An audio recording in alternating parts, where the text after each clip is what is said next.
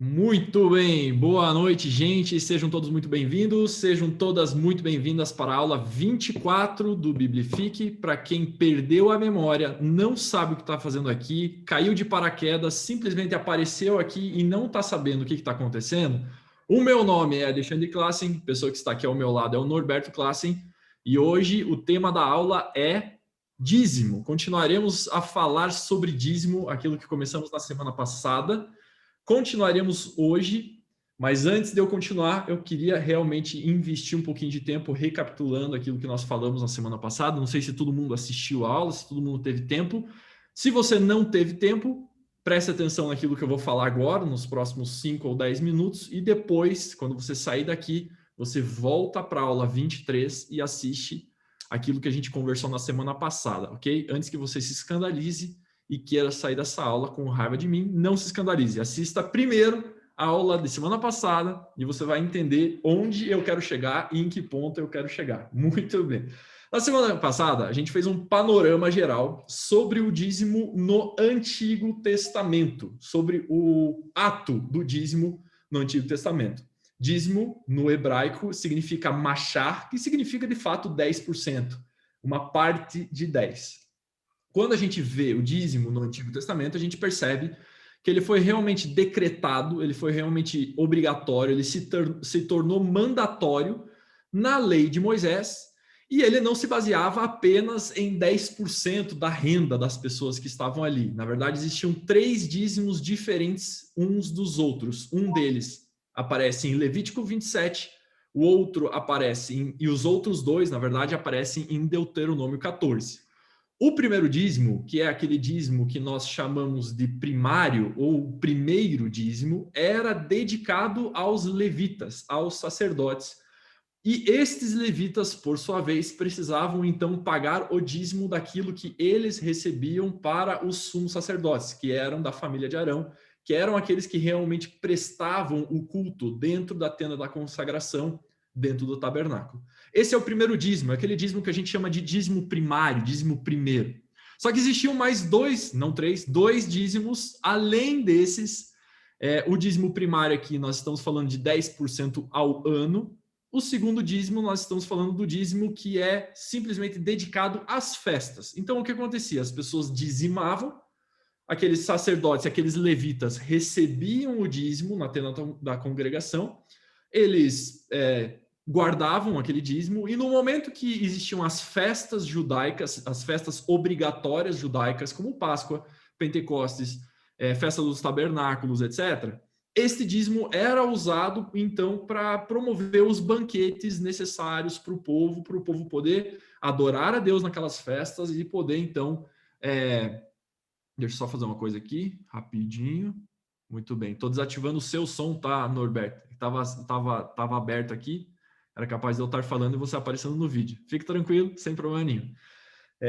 Onde que eu estava? Dízimo para os levitas e dízimo para as festas. Eles recebiam então e eles promoviam as festas para as pessoas de acordo com esses dízimos entregues para eles. Se a gente fosse parar e fazer uma analogia com alguma coisa que nós temos hoje, essa analogia é perigosa e a gente vai ver hoje isso, que ela é perigosa mesmo, ela não existe, ela é inexistente, mas fazendo uma analogia, a gente está falando como se a gente desse o dízimo na nossa igreja e a nossa igreja então promovesse festas de adoração a Deus e usasse esse dízimo então para distribuir alimentos para os seus membros, para as pessoas se divertirem, para as pessoas adorarem a Deus. Esse era o segundo dízimo e era também 10% a cada ano. Isso está lá em Deuteronômio 14.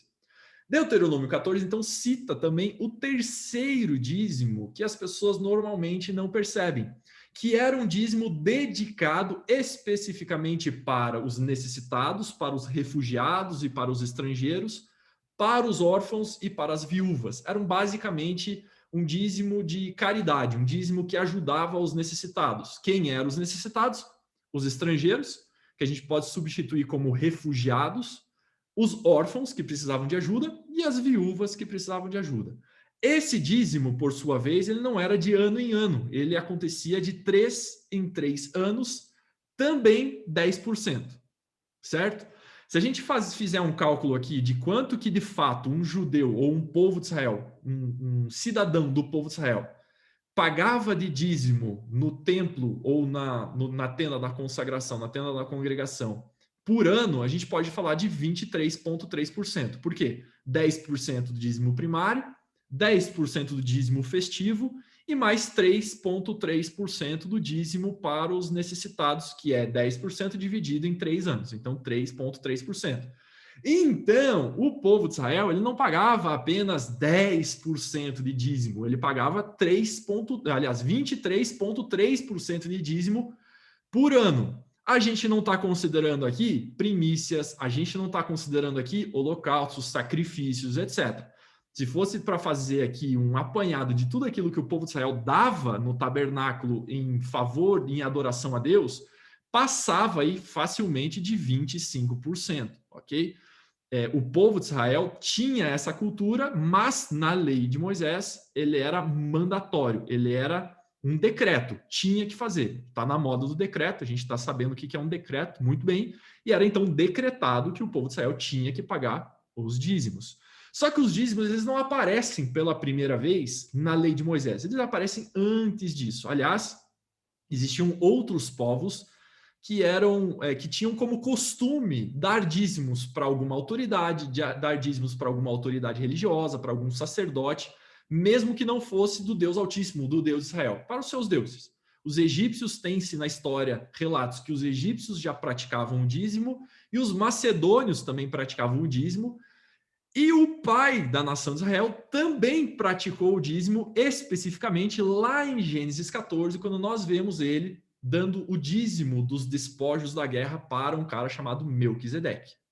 Depois disso, em Gênesis 28, nós vimos que Jacó também faz um voto, ele promete para Deus que se Deus o abençoasse no seu caminho, ele daria o dízimo também para Deus. Não se tem na história o pagamento desse dízimo, a gente não sabe para quem ele de fato pagou esse dízimo. Conta-se que ele possivelmente tenha dado esse dízimo para Esaú, depois que ele se encontra com Esaú em um encontro de paz. Então, é como se aqueles rebanhos que ele tivesse colocado de presente na frente de toda a sua família para Esaú fosse de fato o dízimo, que era mais ou menos o cumprimento do cuidado de Deus na vida de Jacó. Deus tinha cuidado dele na casa de Labão e Deus estava cuidando dele também em relação ao seu irmão traído por ele mesmo, Esaú. Então tem-se essa teoria aqui que Jacó pagou esse dízimo para Esaú, mas não se sabe bem. A conclusão que a gente chega quando nós vemos o caso de Abraão e o caso de Esaú é que o dízimo não era algo comum, não era algo habitual, porque se fosse, Jacó não teria feito um voto para dizimar as coisas para Deus. Então não era mandatório, não era obrigatório e também não era comum, não era corriqueiro. Deus gosta da ideia e ele estabelece isso como mandamento na lei de Moisés. O problema é que o povo de Israel foi ignorando, foi negligenciando a lei do dízimo, até que a gente chega num contexto pós-exílico ali com Neemias na reconstrução dos muros de Israel, quando eles estavam, os muros de Jerusalém, propriamente dito, quando eles estavam reconstruindo o muro, Neemias percebe que os levitas não estão trabalhando no templo, mas eles estão trabalhando no campo, eles estão plantando e colhendo. Os levitas viviam do dízimo, a gente viu como é que isso acontecia, e ali, naquele contexto lá, eles não estavam conseguindo sobreviver do dízimo porque o povo negligenciava o pagamento do dízimo. Então, tinham levitas passando por necessidade, as festas não estavam sendo comemoradas e os pobres, os necessitados, não estavam sendo supridos nas suas necessidades. Até que vem, então, o texto famosíssimo de Malaquias 3, versículo 10, que diz que precisa entregar o dízimo na casa do tesouro, que é o texto mais usado para falar sobre dízimo nas igrejas, porque Deus vai abençoar se você der o dízimo, porque Deus vai dar chuva se você der o dízimo, enfim. Muito bem, o povo entende isso, passa pelo momento intertestamentário de 400 anos ali que a gente tem entre o Antigo Testamento e o Novo Testamento, e o rito do dízimo, o ato do dízimo, passou a ser mais do que um ato de adoração, mas passou a ser um ato de obrigação. Até que a gente chega aqui no texto, o primeiro texto e único texto que Jesus fala sobre dízimo, em Mateus 23, 23. Todo mundo enxergando? Só faz um joinha, está todo mundo enxergando a Bíblia aí? Muito bem. que diz o seguinte: ai de vós, escribas e fariseus, hipócritas, porque dais o dízimo da hortelã, do endro e do cominho, e tendes negligenciado os preceitos mais importantes da lei, a justiça, a misericórdia e a fé. Devíeis, porém, fazer estas coisas sem omitir aquelas. Qual que é a problemática aqui? A problemática aqui é basicamente a mesma problemática que nós vemos em Malaquias 3:10, no contexto onde o povo não estava dando dízimo. Aqui, do contrário deles, eles estão dando dízimo. Dízimo até demais. Até do endro, do cominho, da hortelã. Até de tempero eles estavam dando dízimo. Sendo que eles só precisavam dar o dízimo de plantas, de cereais e dos seus rebanhos. Mas aqui as pessoas estavam dando até da hortelã, do endro, do cominho. Eles iam temperar a comida e eles calculavam se eles estavam dando o dízimo ou não. Só que a problemática aqui é a mesma que a de Malaquias. Na problemática de Malaquias, eles não estavam dando dízimo e os levitas, os necessitados e as festas não estavam sendo comemoradas e os levitas e os necessitados não estavam recebendo o seu sustento, não estavam recebendo ajuda. Nesse caso aqui, as pessoas dizimavam, mas a justiça, a fé e a misericórdia também estavam sendo esquecidos. Alexandre, o que você quer dizer com isso? Que tanto no texto de Malaquias quanto nesse texto aqui, o princípio do dízimo não estava sendo respeitado. O ato aqui, nesse caso, estava sendo respeitado, mas o princípio não. Que princípio é esse? O princípio da generosidade. A problemática em Malaquias 3 não é o dízimo não estar sendo dado, mas é a generosidade não estar sendo aplicada, a generosidade não estar acontecendo no reino de Israel. Pessoas que precisavam do dízimo não estavam recebendo, pessoas que precisavam de sustento não estavam recebendo esse sustento. E aqui, Jesus joga na cara dos fariseus e doutores da lei, que oprimiam o povo para dar o dízimo, eles mandavam o povo dar o dízimo. Só que mesmo assim, existiam pessoas necessitadas, pessoas precisando do dízimo, pessoas precisando de ajuda, e essas pessoas não tinham ajuda. Ou seja, o princípio aqui, o erro aqui, era que a generosidade estava sendo esquecida. E esse texto é o único, e aqui a gente começa a aula de hoje, esse texto é o único que Jesus fala sobre dízimo. Não existe mais nenhuma menção a respeito de dízimo por parte do Senhor Jesus. Aqui ele está falando especificamente para fariseus e escribas, mas ele não está falando com os seus discípulos, porque para os seus discípulos, em nenhum momento ele fala sobre dízimo. Em nenhum momento ele deixa um ensino sobre dízimo. Em nenhum momento ele cita a necessidade de dizimar. Talvez você esteja pensando o seguinte, mas Jesus estava falando com seus discípulos, estava falando com os judeus. Para eles era óbvio a necessidade de dizimar. Afinal, eles estavam falando, estavam obedecendo a lei. Para eles, a lei era muito normal. Muito bem. Então, vamos para as epístolas restantes no Novo Testamento. Vamos falar sobre João. João também não fala nada sobre dízimo.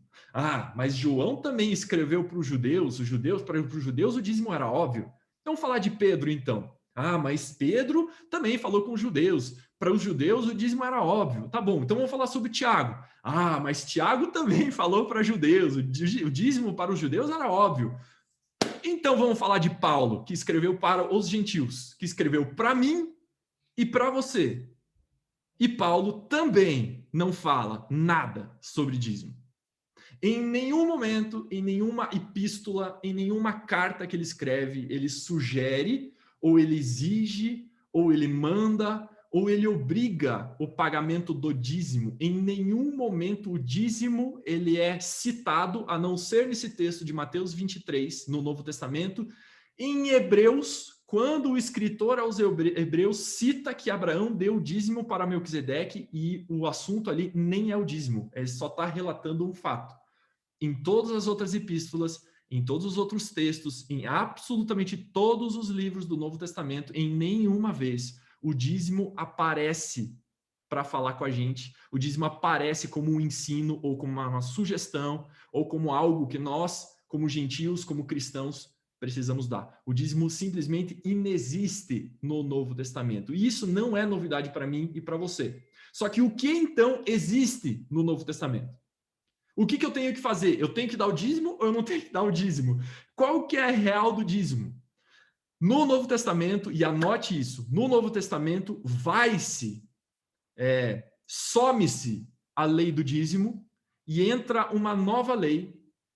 Ela não é chamada assim no Novo Testamento, mas a gente gosta de chamar assim, que é a lei da generosidade. Vai-se o dízimo, fica-se a generosidade.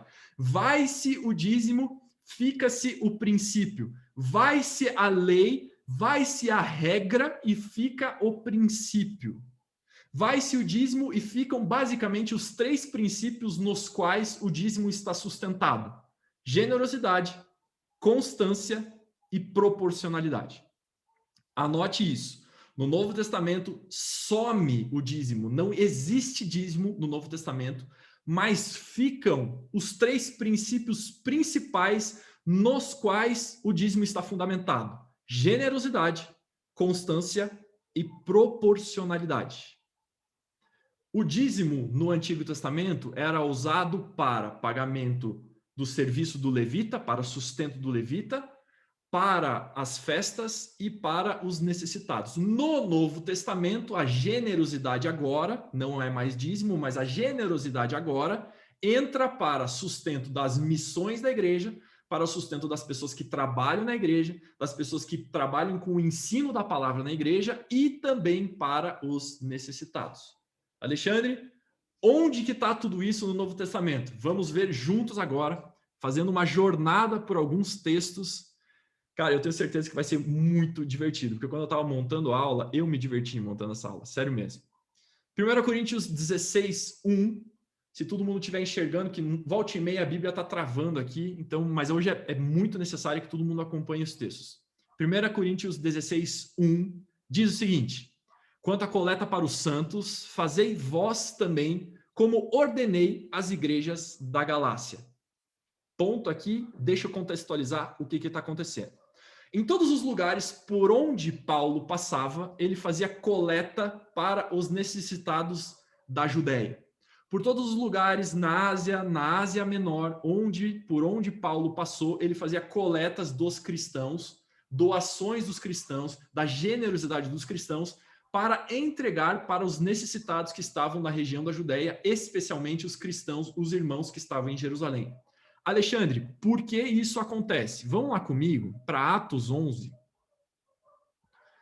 Se não me engano, é versículo 27. Atos 11, versículo 27 diz o seguinte: naqueles dias desceram alguns profetas de Jerusalém para a Antioquia. Jerusalém era a capital do cristianismo, ali onde tudo tinha começado, mas a Antioquia era a capital dos cristãos gentios. Os gentios tinham uma, entre aspas, tá, gente? É entre aspas, que é uma brincadeira minha, mas os gentios tinham uma sede, a sede era Antioquia. Os judeus cristãos tinham uma outra sede, que era Jerusalém. É mais ou menos assim que funcionava o negócio. E naqueles dias desceram alguns profetas de Jerusalém para Antioquia. E apresentando-se um deles, chamado Ágabo, o mesmo Ágabo que faz depois a profecia para Paulo em Atos 20 ou 21, não lembro, dava a entender pelo Espírito que estava para vir grande fome por todo o mundo, a qual sobreveio nos dias de Cláudio. Os discípulos, cada um conforme as suas posses, resolveram enviar socorro aos irmãos que moravam na Judéia, o que eles, com efeito, fizeram, enviando aos presbíteros por intermédio de Barnabé e de Saulo, que depois se tornaria Paulo. Ou seja, por todos os lugares por onde Paulo passava, ele tirava uma coleta específica, especialmente para os irmãos da Judéia, para os irmãos de Jerusalém, que estavam passando por necessidade, até antes mesmo dessa grande fome profetizada pelo próprio Ágabo. O que acontece? A Judéia era uma província do Império Romano, só que eles eram muito oprimidos pelo Império Romano. Talvez a impressão que nos dá é que as outras regiões do Império não eram tão oprimidas quanto a própria região da Judéia. Talvez seja, de fato, um fator espiritual, né, alguma coisa que aconteceu espiritualmente de fato, mas os irmãos de Jerusalém e da Judéia sofriam demais debaixo da opressão do Império Romano, algo que não acontecia nas cidades por onde Paulo passava, Éfeso, Galácia, esses lugares não eram tão oprimidos pelo Império Romano, eram mais amigáveis. Aqui não, a Judéia não. Então eles já eram oprimidos antes disso, eles já passavam necessidades antes disso. Com a fome, isso piorou. Então, em todos os momentos, quando Paulo fala sobre coleta aos santos, ele fala sobre os santos de Jerusalém que precisavam de ajuda, aos santos de Jerusalém que estavam padecendo de necessidade, e eles precisavam de ajuda.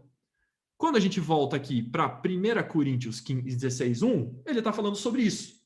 Quanto à coleta para os santos, vamos fazer o parênteses aqui, aos santos que estavam passando necessidade em Jerusalém, fazei vós, coríntios, também como ordenei às igrejas da Galácia, aos Gálatas. No primeiro dia da semana, cada um de vós ponha de parte em casa conforme... Olha, começou. Começou, pessoal. Hashtag começou. Conforme a sua prosperidade. Ele não está falando de 10%, ele não está falando de 23,3%, ele está falando de conforme a sua prosperidade e vá juntando para que se não façam coletas quando eu for. E quando tiver chegado, enviarei com cartas para levarem as vossas dádivas a Jerusalém aqueles que aprovardes. Se convier que eu também vá, eles irão também comigo. Então Paulo chega para os coríntios aqui e fala assim, olha, preparem aí um dinheirinho, preparem aí de acordo conforme a sua prosperidade e vão juntando para que quando eu vá ou eu mande alguém aí, eles retirem essa coleta de vocês e a gente envie para o povo que está em Jerusalém precisando dessa grana, precisando desse dinheiro, precisando desse sustento. Conforme, vou marcar de novo aqui, ó, conforme a sua necessidade. Na segunda carta aos Coríntios, especialmente no capítulo 8 e 9, Paulo volta a falar sobre generosidade em 2 Coríntios 1, dizendo o seguinte: também, irmãos, vos fazemos conhecer a graça de Deus concedida às igrejas da Macedônia. Contextualização aqui de novo. As igrejas da Macedônia, quando Paulo fala sobre igrejas da Macedônia, ele está falando sobre os filipenses. Então, a carta aos filipenses era uma carta aos macedônios. É o lugar que Paulo visita lá em Atos 16, quando ele e Silas são presos e eles estão lá louvando a Deus na prisão. Quando dá um terremoto, a prisão inteira abre e eles se libertam da prisão. Eles estão na Macedônia, eles estão em Filipos, propriamente dito. Porque no meio de muita prova de tribulação, ele está falando dos macedônios, ele está falando dos filipenses, manifestaram abundância de alegria e a profunda pobreza deles, não era um povo rico, não era um povo que tinha muito dinheiro, não era um povo que tinha muita abastança, mas tinha uma profunda pobreza. Profunda pobreza superabundou em grande riqueza da sua generosidade.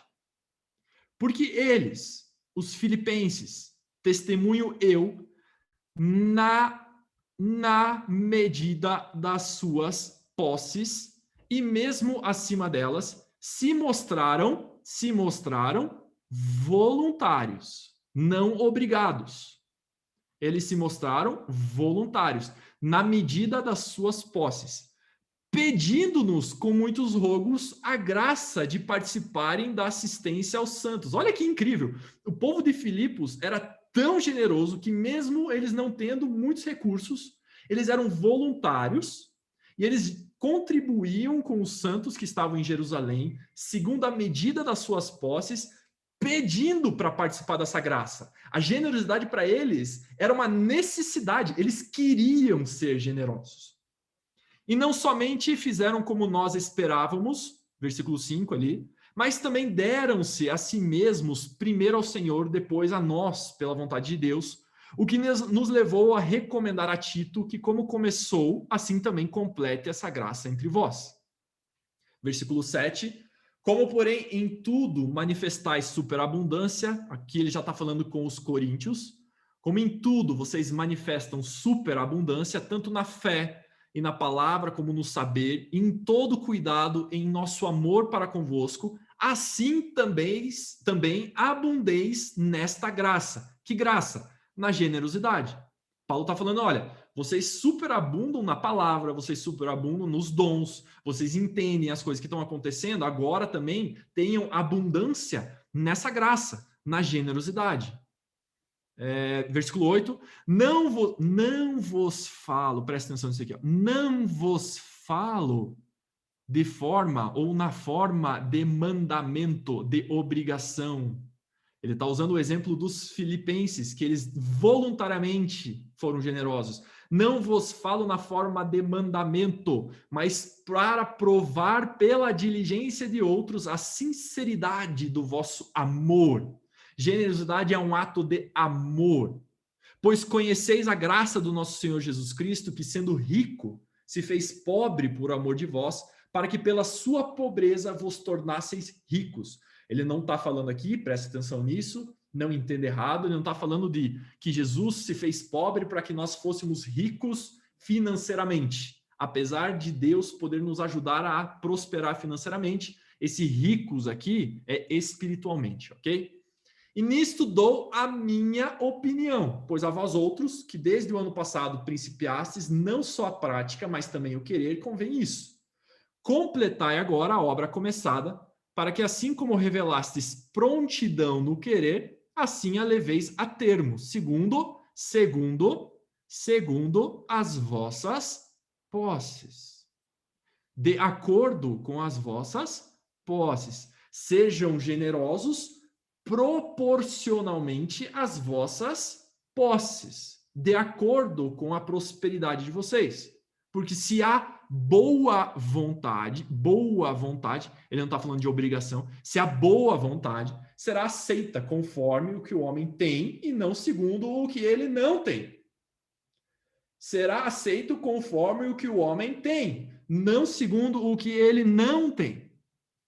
Porque não é para que os outros tenham alívio e vós sobrecarga, mas para que haja igualdade, proporcionalidade. É disso que Paulo está falando aqui. Ele está falando de constância. Olha, vocês se propuseram a fazer isso, agora terminem a obra que vocês se propuseram a fazer. Você se propôs a ser generoso, agora termine a generosidade que você se propôs a fazer, a ser generoso como você se propôs a ser. Mas de acordo com as suas posses, de forma proporcional com as suas posses. Versículo 14, para terminar, suprindo a vossa abundância no presente e falta daqueles, de modo que a abundância daqueles venha suprir a vossa falta, e assim haja igualdade. Como está escrito, o que muito colheu não teve demais, e o que pouco não teve falta. Continuando o capítulo 8 e 9, no capítulo 9 ele volta a falar sobre a assistência aos santos. Ele diz, ora, quanto à assistência a favor dos santos, é desnecessário escrever-vos, porque bem reconheço a vossa presteza, da qual me glorie junto aos macedônios, dizendo que a Acaia, a região da Acaia, onde Corinto estava, onde Atenas estava, está preparada desde o ano passado, e o vosso zelo tem estimulado a muitíssimos. Vou pular direto para o versículo 6, que é o que nos importa aqui. Presta atenção nesse texto. 2 Coríntios 9, 6. Presta atenção nesse texto. Deixa Deus falar com você, pelo amor de Deus. E isto afirmo: aquele que semeia pouco, pouco também ceifará. E o que semeia com fartura, com abundância também ceifará. Cada um contribua, preste atenção nisso aqui, cada um contribua segundo o que tiver proposto no coração. Ele antes está falando sobre proporcionalidade, aqui ele está falando aquilo que você se propõe a fazer, aquilo que você faz com amor, aquilo que você quer fazer voluntariamente, aquilo que você quer contribuir de uma maneira generosa, de uma maneira voluntária. Não com tristeza ou por necessidade, ou por mandamento, ou por obrigação, porque Deus ama ao que dá com alegria. Se nós obrigarmos alguém a ser generosos, esta pessoa não vai dar com alegria, porque ninguém faz nada obrigado com alegria. E Deus ama ao que dá com alegria. Deus pode fazer-vos abundar em toda graça, a fim de que, tendo sempre em tudo ampla suficiência, superabundeis em toda boa obra, como está escrito, distribuiu, deu aos pobres, a sua justiça permanece para sempre.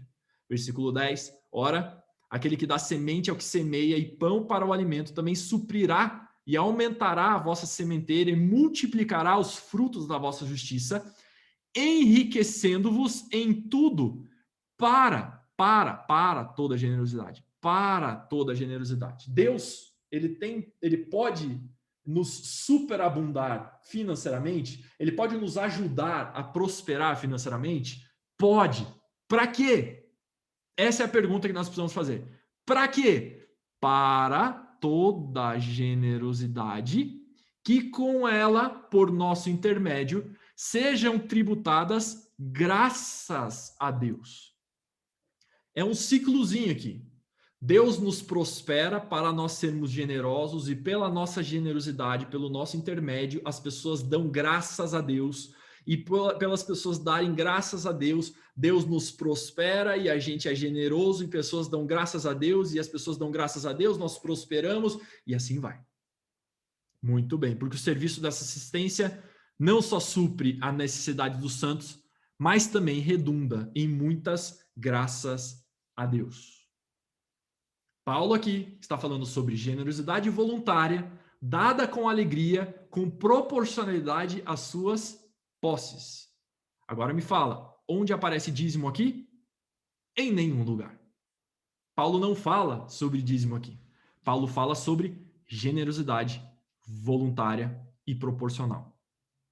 Vamos para outros textos aqui, onde Paulo fala sobre generosidade agora não mais para o sustento dos necessitados, mas agora para o sustento da igreja, da expansão da igreja, dos missionários. Vamos lá para Filipenses 4, que foi talvez a igreja mais generosa, a gente leu isso lá em 2 Coríntios 8, Filipenses 4, versículo 10, que diz o seguinte: alegrei-me sobremaneira no Senhor, porque agora, uma vez mais, renovastes ao meu favor o vosso cuidado, o qual também já tinhas antes, mas vos faltava oportunidade. Digo isso não por causa da pobreza, mas porque aprendi a viver contente em toda e qualquer situação. Paulo é impressionante. Esse texto aqui é impressionante. Tanto sei estar humilhado, como também ser honrado. De tudo e em todas as circunstâncias, já tenho experiência, tanto de fartura como de fome, assim de abundância como de escassez. Tudo posso naquele que me fortalece. Eu posso passar necessidade ou eu posso estar abundante. Tudo e tudo eu posso naquele que me fortalece. Todavia, mas fizestes bem associando-vos na minha tribulação. E sabeis também vós, ó Filipenses, que no início do evangelho, quando parti da Macedônia, nenhuma igreja se associou comigo no tocante a dar e receber, senão unicamente vós outros. Os filipenses sustentaram o ministério de Paulo por um tempo, porque até para Tessalônica, versículo 16, mandastes não somente uma, mas duas, o bastante para as minhas necessidades. De novo, Paulo fala sobre a generosidade dos filipenses para com ele, mas ele não cita que o dízimo dos filipenses fez isso para ele. Ele não falou que as pessoas dizimaram e ele recebeu esse dízimo e, graças a Deus, ele não padeceu necessidade por causa do dízimo. Ele está elevando, ele está colocando aqui no palco a generosidade dos filipenses, elogiando a generosidade dos filipenses que foram prontos em repartir com ele o dar e receber.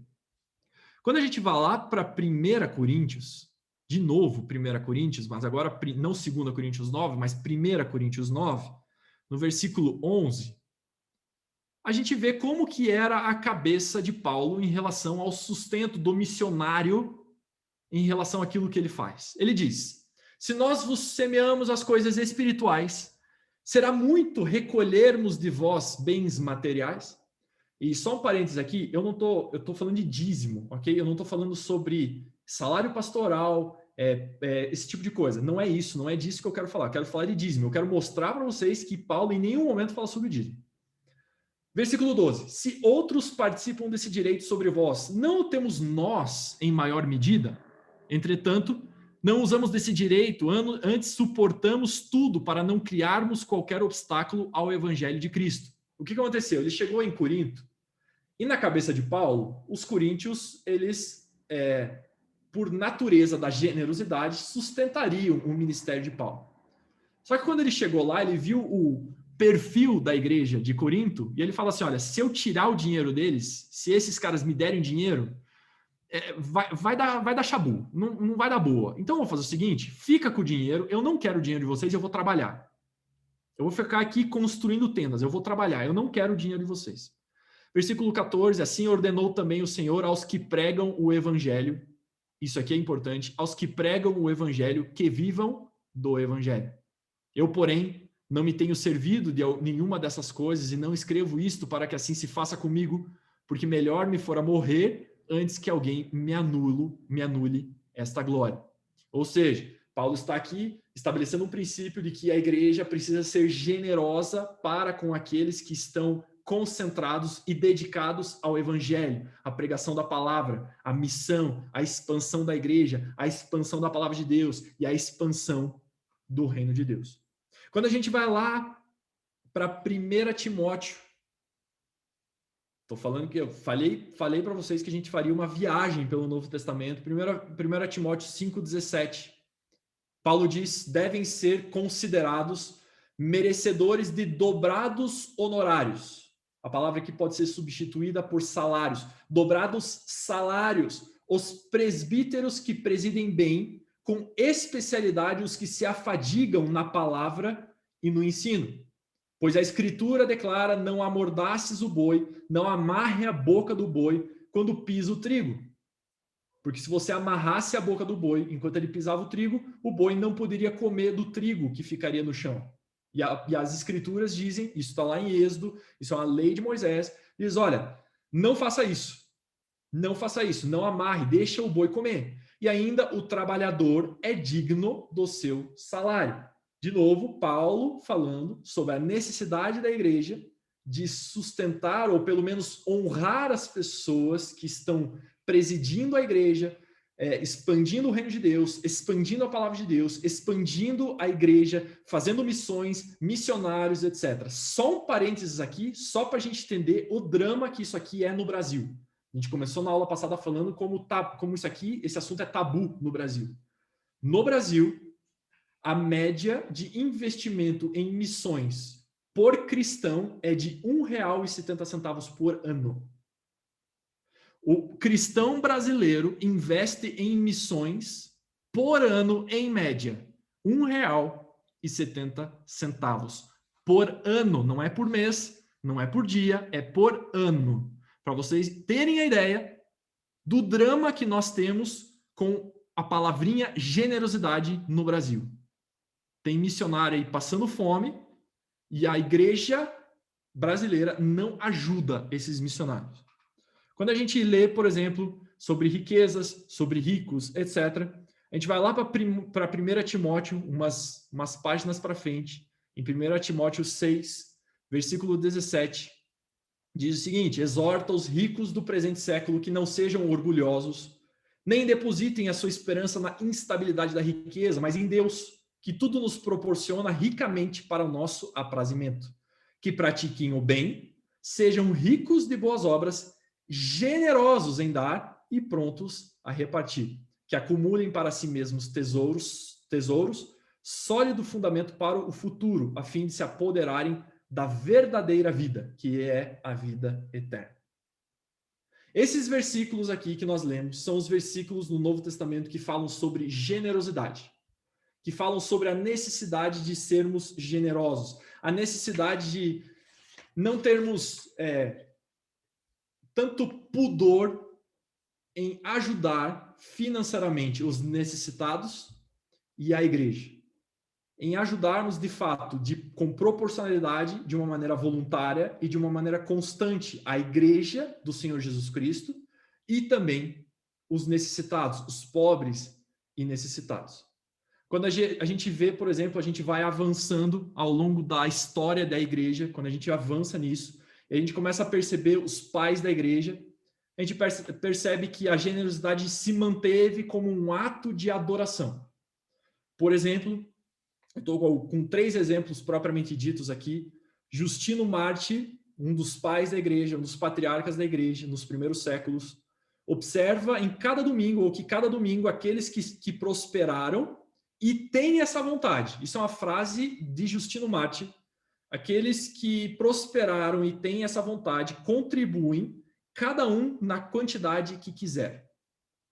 Irineu, por sua vez, também um pai da igreja importantíssimo, considerou dizimar uma lei judaica que não se requer dos cristãos, porque estes receberam a liberdade e devem, em consequência, dar sem constrangimento externo, dar voluntariamente.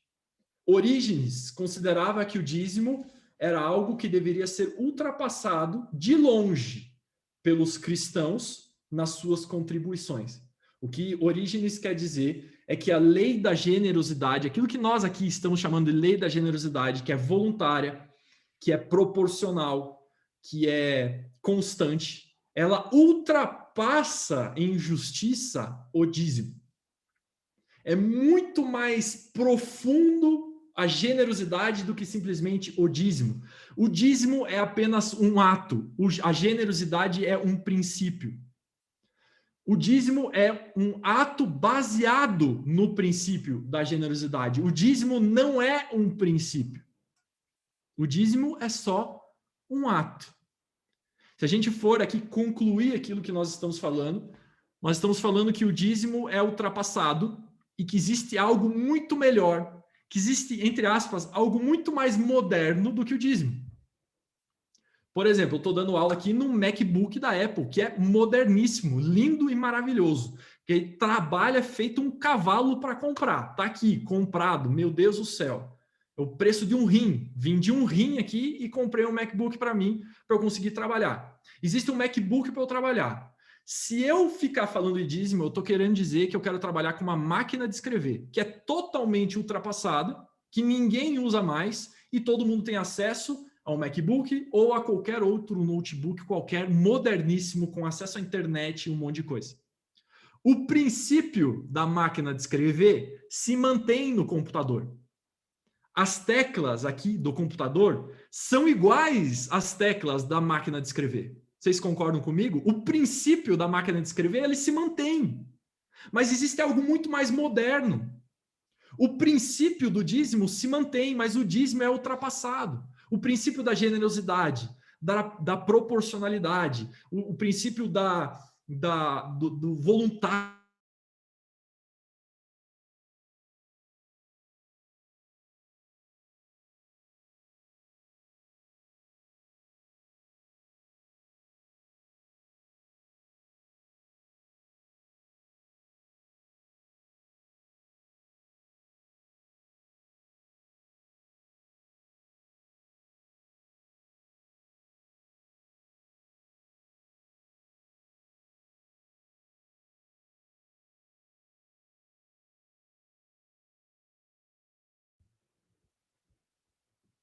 Tá, também. Onde que eu parei? Me fale, onde que eu travou? No princípio da generosidade, máquina Muito de bem. escrever. O princípio da generosidade, da constância e da proporcionalidade, que é o que fundamenta o dízimo, se mantém. Mas o dízimo, o ato, é ultrapassado. É como se o dízimo fosse uma máquina de escrever e a gente quisesse usar a máquina de escrever, sendo que a gente tem acesso a computadores moderníssimos e super rápidos com muitas funcionalidades que são muito melhores do que uma máquina de escrever. Mas a gente quer falar de dízimo. As pessoas querem falar de dízimo. A generosidade no Novo Testamento, são algumas conclusões que eu estou tirando aqui, a generosidade do Novo Testamento usa-se ou é necessária para o sustento da expansão da igreja, das missões, dos missionários, daqueles que pregam a palavra, daqueles que cuidam da igreja e também para os necessitados. A generosidade existe para isso. Agora, Ari, o dízimo é proibido? É proibido falar de dízimo? É proibido dizimar? Se eu quiser pegar 10% lá do meu dinheiro que eu recebi, é proibido? Não é. Só é ultrapassado, mas não é proibido. Não tem problema. Você pode usar o dízimo como referência. Não tem problema nenhum. Não se escandalize com aquilo que eu estou falando. Se você quiser usar o dízimo como referência, tudo bem. Só que, presta atenção nisso, só que a hora que alguém te exige o dízimo como uma lei, aí a gente vai ter que voltar com casa do tesouro, com levita, vamos ter que voltar com as festas, vamos ter que voltar com o sacrifício, vamos ter que voltar com a circuncisão, vamos ter que voltar com tudo que tinha no Antigo Testamento, inclusive o dízimo não é mais 10%, é 23,3% por ano. Ninguém, entenda isso, no Novo Testamento, a moral da história é o seguinte: você é generoso de uma maneira voluntária. Ninguém pode te exigir nada. Ninguém pode te exigir nada. Não, mas se eu não der o dízimo, Deus não vai me abençoar. Veja do outro lado. Ser generoso proporciona para mim prosperidade de acordo com a palavra de Deus. 2 textos para você ler em casa. Provérbios 22:9. Anote, Provérbios 22:9 e Provérbios 11, do versículo 24 ao versículo 26. Se alguém estava esperando uma bomba, a bomba é essa: ninguém pode te obrigar a dar nada. Ninguém. Ninguém. Porque a generosidade no Novo Testamento é voluntária, proporcional às suas posses e fim de conversa. O dízimo funciona? Funciona. Se você considerar 10%, você está sendo proporcional? Sim. Se você considerar que dízimo é uma vez por mês quando você recebe seu salário, você está sendo constante? Sim. Você está sendo generoso? Sim.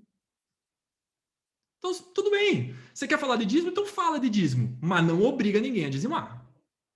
Se a gente começar a usar o texto de Malaquias 3:10 para falar de dízimo, vamos ter que voltar com o Novo Testamento inteiro e tratar do Novo Testamento inteiro. Vamos comemorar a Páscoa, vamos comemorar a festa dos tabernáculos. Inclusive, a gente nem pertence a essa aliança. Não tem o porquê a gente fazer isso, porque a gente é gentil, a gente não é judeu. Então não tem como. O que vale é generosidade. Eu anotei algumas coisas aqui. A generosidade se manifesta, então, para missões, expansão da igreja e para os necessitados. Já falei para vocês sobre os textos para vocês lerem em casa. E, de novo, se mantém a generosidade, a proporcionalidade e a constância. Algumas dúvidas que surgem, algumas objeções que surgem. Beleza. Ali, já entendi que eu preciso ser generoso. Agora, eu preciso ser generoso única e exclusivamente na minha igreja? É para dar toda a minha generosidade, tudo aquilo que eu dou só na minha igreja? Eu preciso dar só na minha igreja? Não, lógico que não. É óbvio que não. Mas agora, então, eu também não vou dar na minha igreja. Eu vou dar só para as pessoas que estão fora, para as pessoas que estão necessitando. Espera aí. Agora eu quero fazer você refletir. Você não é obrigado a dar nada na tua igreja. Honestamente, você não é. Não é. Eu sei que isso mexe com você e mexe com a tua mente, tá? Porque te ensinaram por anos, o contrário. Tá? Eu sei que é difícil de entender isso, eu sei que é difícil de engolir, eu sei que está engolindo quadrado, esse tipo de coisa. Mas você não é obrigado a dar nada na tua igreja. A questão aqui é a seguinte: existe uma certa, entre aspas, ética na parada toda aqui. Por que você se mantém numa igreja, pastoreado por uma pessoa, e você não confia nessa pessoa ao ponto de você ser generoso e ajudar a sua igreja local? Tem alguma coisa errada ou com você ou com a tua igreja local. Se você não confia na tua igreja para você ser generoso nela, eu nem sei o que você está fazendo nessa igreja, sinceramente. Que é uma questão de ética. Tem gente pastoreando a tua vida, tem gente aplicando ali tempo, investindo tempo, deixando de ter tempo com a sua família, investindo tempo em você, pregando, você está sendo alimentado ali, você está sendo cuidado ali, você está servindo ali, tem coisas a serem feitas na tua igreja local. Seja generoso na tua igreja local também, mas seja generoso fora disso. Você não precisa fazer isso só na igreja. Se existe algum projeto que você admira, que você sente da parte de Deus, que com alegria, com generosidade, como um ato voluntário, você seria generoso para com aquele projeto? Seja generoso com aquele projeto, sem problema nenhum. Sem problema algum. Não tem problema. A Cris está aqui. O Willy é um projeto missionário, gigantesco e que precisa de pessoas generosas para se sustentar. Seja generoso. Seja generosa. Não tem problema nenhum com isso. Norberto, você queria falar alguma coisa? Sim. Algumas observações que eu penso ser muito relevantes aqui. Primeiro, a diferença das alianças, conforme você já mencionou. O dízimo de 10%, 10% e 3,3%, ou seja, 23 por 3, fala da antiga aliança. Essa antiga aliança ela é chamada, no Novo Testamento, aquela escrita em pedras. No Novo Testamento, a nova aliança está escrita no coração, ou seja, nós não precisamos de uma referência legal para praticarmos uma generosidade. É o que Paulo ensina incansavelmente aos coríntios sobre dar segundo o coração voluntário, a voluntariedade do coração. Ou seja, conforme você já mencionou, não existe nenhum requisito legal para nós darmos meticulosamente 10%. Vai de acordo com o coração, de acordo com a lei que Deus inscreveu no nosso coração. Então, essa é uma diferença básica, né? O Antigo Testamento exigia 10%. O Novo Testamento permite que você mesmo decida de acordo com o seu coração voluntário, de acordo com aquilo que o Espírito Santo lhe ordenar. Número 2, os judeus praticavam esmolas e eles eram bastante generosos, inclusive muito acima do que se esperava. Tanto que os rabinos, eu fiz um estudo anos atrás, limitaram em 20% da renda ou dos bens as esmolas que eles deveriam dar. Né? Porque eles encontraram um princípio de que esmolas tinham um poder de purificação, ou seja, a generosidade tinha também um cerimonialismo ritual de purificação. Número 3, quando Paulo escreve aos Filipenses, e tudo posso naquele que me fortalece, ele está numa prisão, impedido de gerar renda. Então, as ofertas que ele agradece é para pagar a conta da casa alugada da prisão. Esse é um detalhe muito importante. Em Corinto, ele estava trabalhando, por isso ele não aceitou as ofertas, não recebeu a oferta. Mas na carta aos Filipos, ele já está preso em Roma, então ele não pode trabalhar, e tem que pagar a conta do aluguel da casa onde ele está, né? Porque é a primeira vez que ele está preso. E por fim, um levantamento, inclusive a gente usa isso no ILE, a igreja brasileira investe 0,3%, 0,3% em missões de tudo que arrecada. O restante é tudo investido na própria estrutura física, cadeira, som, salário de pastor, etc, etc, etc. Então, é alarmante a situação. Alarmante a situação de muita gente. Se a igreja entendesse esse princípio, e desculpe ser bem direto e franco aqui, e se pastores e líderes deixassem de achacar os seus membros com ameaças de que o 90% será amaldiçoado se não der o 10%, nós já teríamos um patamar de generosidade muito acima. É vergonhoso para nós, como igreja, observarmos os americanos que têm nas doações, né, na prática de doar, de donativos, algo inerente. As universidades, e a Cristina pode confirmar isso, as universidades são sustentadas por doações de ímpios, para agradecer o fato de terem sido formados lá. Então, existem volumes enormes de dinheiro sendo investidos e proporcionando para que outros alunos recebam bolsa. O que eu quero dizer com isso é que essa generosidade precisa, de fato, ser um princípio praticado pela igreja brasileira. Conforme você disse, Alexandre, o dízimo 10% é uma referência ótima, né? E nós não estamos falando contra isso. Só, como você mesmo ressaltou, e eu quero mais uma vez afirmar isso, a nova aliança não nos exige o pagamento do dízimo. É um princípio de generosidade que eu e você devemos praticar. Obrigado, gente. Estourou a bomba. Vamos lá, perguntas que estão no chat. Ali, podemos dizer que o dízimo é a lei e a generosidade faz parte da nova mentalidade, algo voluntário com alegria? Exatamente. É uma mentalidade do reino, uma mentalidade que entende o reino de Deus, ele foge da regra, ele vive por princípios e não por regra. É aqui que o negócio pega. Michele, dízimo entra na questão da dureza do coração do homem? Por exemplo, o povo tem dificuldade de ser generoso, então dá uma forçadinha no bom sentido. No bom sentido é uma pergunta, né? É bem entre aspas. Tem os que se aproveitam disso, mas por falta de conhecimento. Tem também. São os dois lados, é aquilo que a gente introduziu na aula anterior. O problema no nosso país é que alguns, não todos, alguns, e são exceção, só que são essas exceções que aparecem, alguns pastores se tornaram gananciosos demais. E o povo, por sua vez, se tornou avarento demais. E aí juntou a fome com a vontade de comer. O povo não quer dar porque o pastor está ficando rico. É isso que acontece.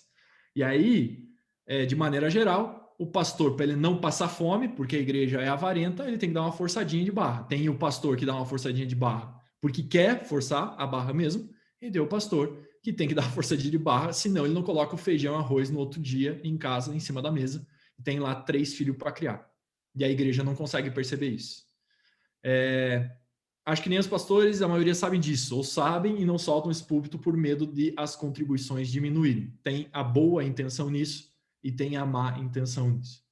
Cristina, a generosidade é um princípio, graças a Deus por isso. Quando os irmãos agradecem a Deus pelos recursos recebidos, Deus permite que sejamos participantes, pois foi com a nossa generosidade que os irmãos receberam, e Deus não é devedor de ninguém, por isso podemos ser participantes. Afinal, Deus não precisa de agradecimentos, mas nós podemos fazer parte desse fluxo de bênçãos. Exatamente. Exatamente. Ser generoso é uma parceria de você com Deus. Em Provérbios 29 diz que aquele que ajuda o pobre empresta a Deus. Existe um investimento financeiro melhor que esse? Duvido. Você emprestar para o Deus Altíssimo é um baita de um investimento. Como que você faz? Ajude os necessitados, ajudem os pobres. Gente, deixa eu encorajar para a gente acabar por aqui. Tem muita gente passando perrengue agora na pandemia. Muita gente passando perrengue. Muita gente quebrando, muita gente fechando empresa, muita gente sem emprego e muita gente desesperada porque não tem comida para pôr dentro de casa, não tem comida para sustentar os seus filhos. Abram os olhos e sejam generosos. Abram os olhos e sejam generosos. Não tem ninguém que possa ajudar mais a sociedade do que a igreja. Nós somos a solução para isso. O amor que Deus colocou dentro de nós é a solução para isso. Então, abram os olhos. Não se deixem, nem se permitam se distrair com notícia, com o número de mortes, etc. Não estou nem aí para o número de mortes. Eu quero saber, entre aspas, ok? Entre aspas, gente. Muitas aspas aqui. Muitas aspas. Mas eu não quero ficar interessado naquilo que o jornal me fala. Eu estou interessado em pessoas, em gente, em quantas pessoas estão sofrendo no hospital, quantas pessoas estão sofrendo com a perda dos seus familiares, quantas pessoas estão sofrendo porque o seu mercadinho está quebrando, a sua distribuidora de bebida está quebrando, a sua loja está quebrando, a sua banca está quebrando e o cara não sabe o que fazer amanhã. Ele não tem dinheiro para pagar a conta. É isso que a igreja precisa prestar atenção. Acho que a chamada para ação aqui é a gente parar de se preocupar tanto com política e com politicagem e começar a se preocupar um pouquinho mais com gente, com pessoas, e sermos generosos para essas pessoas todas. Da minha parte é isso. Não me batam, continuem no Biblifique que a parada melhora. Se você se escandalizou hoje, não tem problema. Só não desassine. Na semana que vem a gente não fala mais sobre isso, a gente continua e toca o barco, beleza? Norberto.